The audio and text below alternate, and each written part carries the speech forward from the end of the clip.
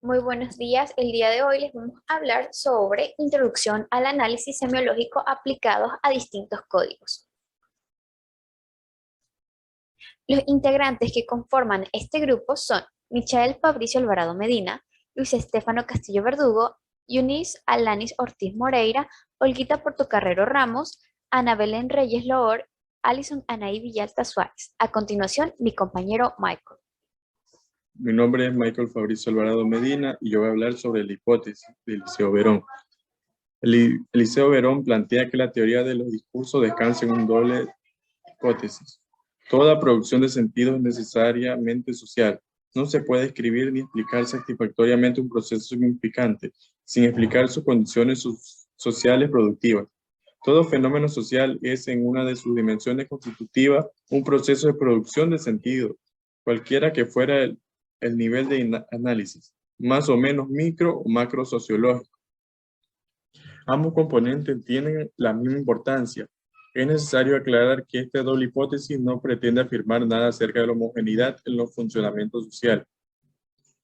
Si la semiosis es condición de fundamento de una sociedad en todos sus niveles, eso no quiere decir que manifiesta las mismas modalidades en todos lados, ni que la sociedad en su conjunto tengan algún tipo de unidad significante. Verón afirma que es la semiosis donde se construye la realidad de lo social, el mínimo acto en sociedad de un individuo. Se supone que la puesta en práctica de un encuadre cognitivo socializado es una estructuración socializada de las pulsiones. Toda producción de sentido tiene una manifestación material.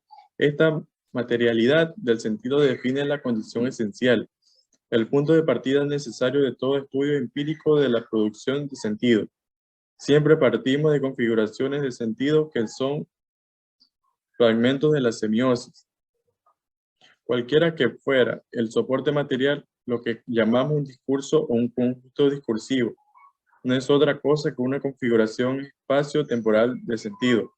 Muchas gracias. A continuación, siguiente compañero. Muy buenos días, estimados docentes. Mi nombre es Luis Estefano Castillo. En esta sección les presentaré la semiosis social desde el punto de vista de Eliseo Verón. La semiosis social y sus generalidades muestran que surge a raíz de las críticas de diversos autores a la semiótica, trabajada en general desde todas las disciplinas a lo largo del siglo XX. Una semiótica excesivamente centrada en el estudio del signo que ignora la vida de dichos signos en las prácticas sociales. Dicho esto, la semiosis social es una red significante infinita en todos sus niveles. Tiene la forma de una estructura de encastramientos. En este sentido, la producción de conocimiento por parte de un sujeto no puede separarse de una red social, de sentido de la cual forma parte el conocimiento. Y, por ejemplo, tenemos a la ciencia, que es un efecto de sentido cuya naturaleza solo puede ser aclarada si se sitúa en la red infinita de discursos entrelazados. Proseguimos con la hipótesis de la discursividad desde el punto de vista de Eliseo Verón. Él plantea que la teoría de los discursos descansa en una doble hipótesis. Tenemos a la primera hipótesis que nos explica que toda producción de sentido es necesariamente social. No se puede describir ni explicar satisfactoriamente un proceso significante sin explicar sus condiciones sociales productivas.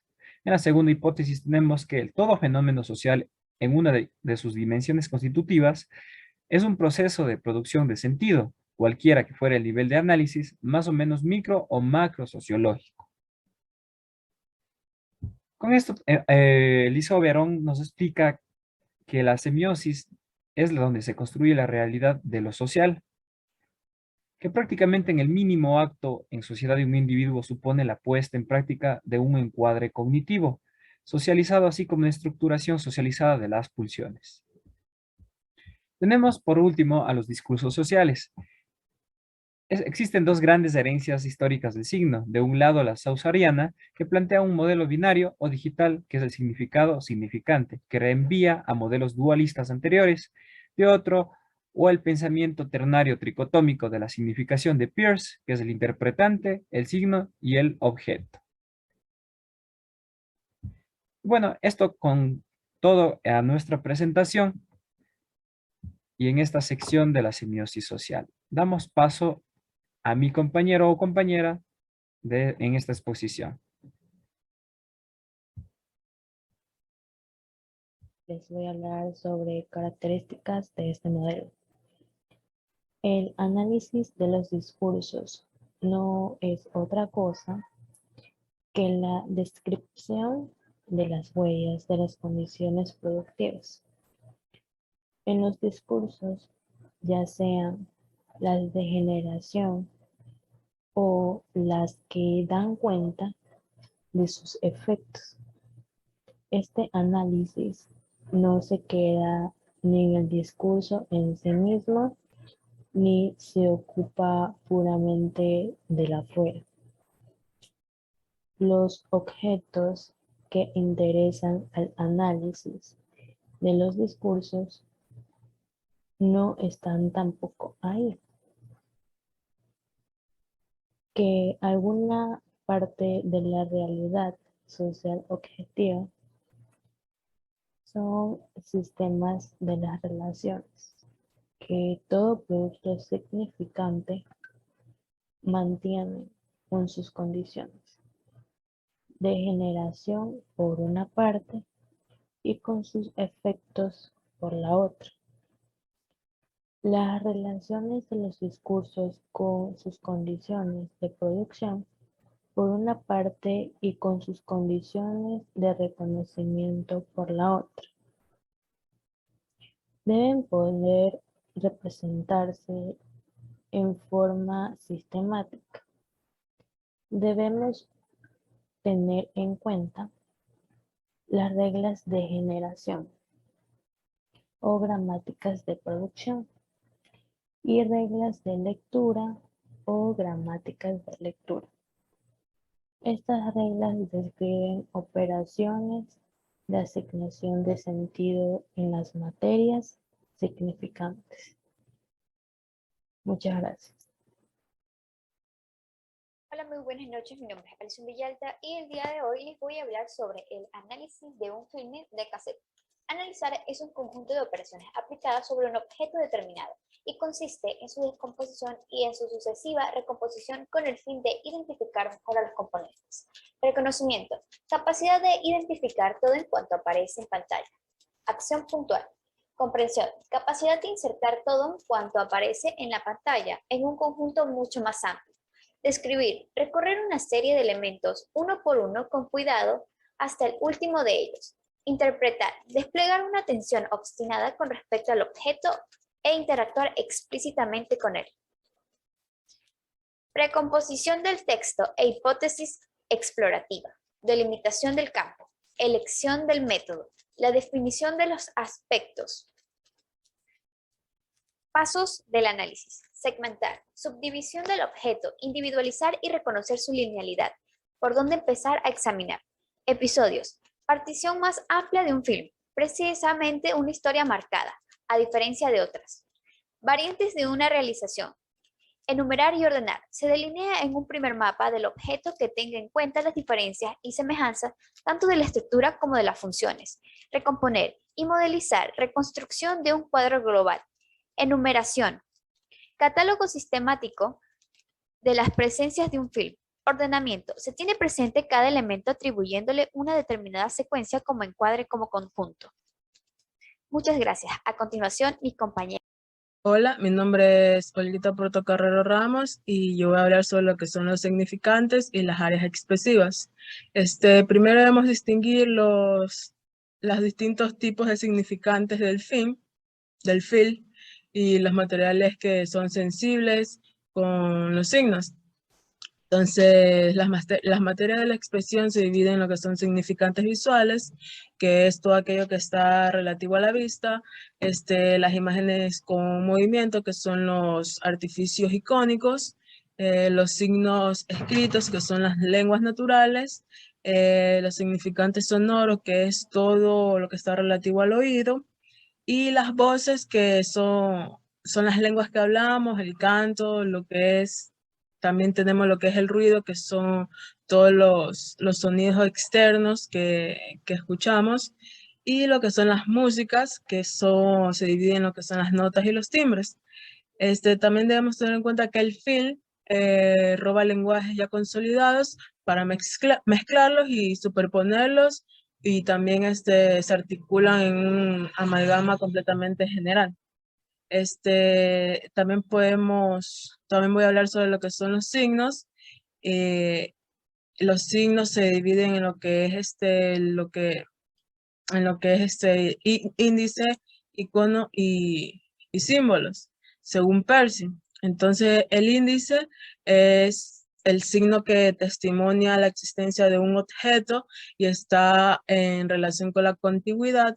Lo que es el icono, que reproduce el contorno del objeto, y lo que son los símbolos, que son los signos convencionales.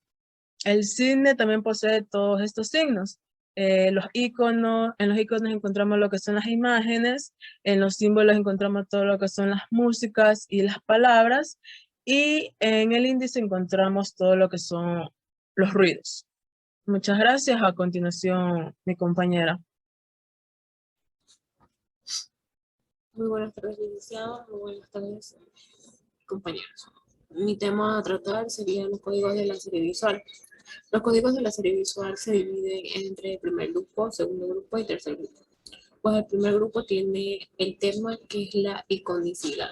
La iconicidad está dividida en varios códigos: el código de denominación y reconocimiento icónico, el código de transcripción icónica, los códigos de composición icónica, los códigos de figuración, los códigos de plasticidad de la imagen y los códigos iconográficos y estilísticos.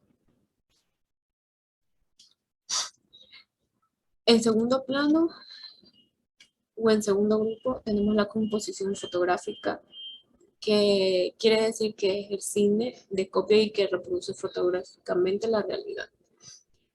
Esta composición está dividida en varios objetivos, que sería la perspectiva, el encuadre, el espacio if, el espacio off, el encuadre, el campo larguísimo, el campo largo, el campo medio, el total, la figura entera, plano americano, la media figura, el primer plano, el primerísimo plano y detalles. También nos encontramos con los grados de angulación, y los grados de angulación se dividen en tres partes, que sería encuadre frontal, el encuadre desde abajo o contrapicado y el encuadre desde arriba a picado. También encontramos los grados de inclinación, que también son divididos en tres partes, que sería inclinación normal, inclinación oblicua y la inclinación vertical. En el tercer grupo encontramos la modalidad, que es el movimiento de lo profílmico, que representa la realidad. También encontramos que es la iluminación, pues la iluminación sería algo de lo más importante, ya que sería la luz que nos haga tener un buen contraste. En varios puntos tenemos que la luz se deja ver sin dejarse ver, que sería que está neutra y únicamente hace reconocibles los objetos encuadrados y resultan sus cualidades y sus resultados realistas. También se encuentra que la luz debe ser la que ilumina y se muestra en cuanto a la luz, o sea, que debe ser los contornos de los objetos encuadrados y antinaturistas, que den el cuerpo a la imagen entre sí. También encontramos el blanco, negro y el color, que son los colores que ofrecen códigos suplementarios a los códigos narrativos, ya que también pueden asociarse a un personaje, a un estado emotivo, distinguiendo situaciones narrativas como pasado y presente. También nos encontramos con los movimientos de la cámara. Los movimientos de la cámara están divididos en dos partes: panorámica y traveling. La panorámica es la cámara que se mueve sobre su propio eje en sentido vertical u horizontal.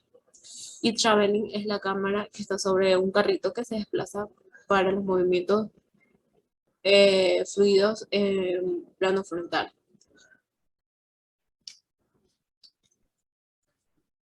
También damos gracias a todos los compañeros ya que han expuesto y muchas gracias por la atención.